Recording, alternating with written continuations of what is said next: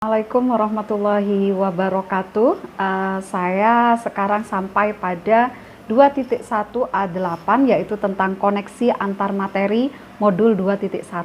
Dalam hal ini saya mencoba untuk membuat kesimpulan apa yang dimaksudkan dengan pembelajaran diferensiasi atau pembelajaran berdiferensiasi. Ini adalah versi saya. Nah, menurut saya pembelajaran berdiferensiasi itu yaitu pelajaran yang mengakomodir kebutuhan siswa di dalam hal ini atau kebutuhan murid, di mana guru memfasilitasi murid sesuai dengan kebutuhannya. Mengapa begitu? Karena setiap murid itu memiliki karakter yang berbeda-beda, sehingga tidak bisa kita memperlakukan mereka itu sama di dalam kelas untuk proses pembelajarannya. Jadi itu menurut saya secara singkat tentang apa yang dimaksud dengan pembelajaran berdiferensiasi. Nah, jika ditanya bagaimana kita bisa menerapkan pembelajaran berdiferensiasi di kelas kita, maka hal utama atau pertama yang wajib kita lakukan adalah kita harus memetakan dulu tentang kebutuhan siswa kita. Jadi kita harus melakukan semacam kesiapan belajar, survei kesiapan belajar, survei minat belajar, bisa juga profil belajar murid yang kita bisa lakukan dengan berbagai cara, bisa dengan observasi, bisa dengan wawancara, atau menggunakan angket itu juga bisa. Kemudian kalau kita sudah tahu tentang peta kebutuhan belajar siswa kita kemudian bisa merencanakan pembelajaran berdiferensiasi berdasarkan hasil dari pemetaan itu, yaitu memberikan berbagai pilihan, baik itu strategi, materi, maupun cara belajarnya. Kemudian yang terakhir, kita akan mengevaluasi dan merefleksi pembelajaran yang sudah berlangsung yang kita lakukan. Jadi seperti itu. Untuk melakukan pembelajaran berdiferensiasi sendiri, kita bisa mengenal dengan 3 macam strategi dalam hal ini, yaitu yang pertama kita bisa menggunakan diferensiasi konten.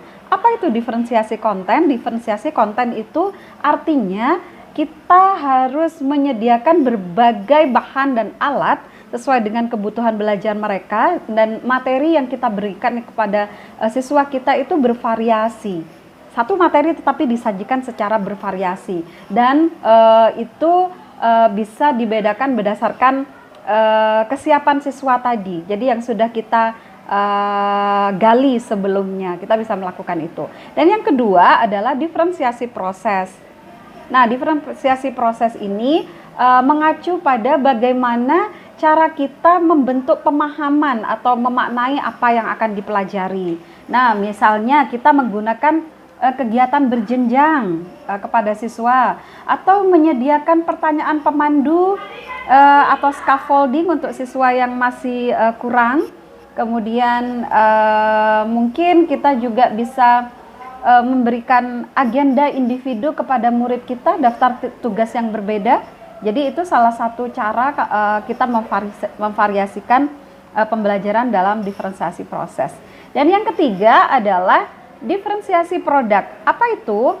Ketika kita melaksanakan pembelajaran, kemudian kita memberikan penugasan kepada siswa kita. Nah, misalnya kita meminta Nanda untuk membuat pidato, kita bisa memvariasikannya. Mungkin pidato mereka dibuat secara tertulis, atau ada yang disampaikan dengan cara vlogging seperti ini. Itu adalah salah satu diferensiasi produk. Atau mungkin ketika kita meminta siswa kita untuk membuat iklan. Nah, jadi mereka diberi kebebasan untuk memilih. Boleh membuat iklan yang berbentuk visual, video, atau membuat iklan dalam bentuk cetak, dalam bentuk baris. Itu terserah minat dan kesukaan mereka, apa yang mereka sukai. Jadi kita tidak membatasi. Nah, hasil produk yang berbeda-beda itulah yang kita sebut dengan diferensiasi produk. Dan kemudian jika ditanyakan apa lalu kaitannya pembelajaran diferensiasi ini dengan materi-materi yang sebelumnya, sangat berhubungan. Nah, terutama yang pertama dengan filosofi pendidikan yang menurut Ki Hajar Dewantoro bahwa kita itu harus menganut sistem Among.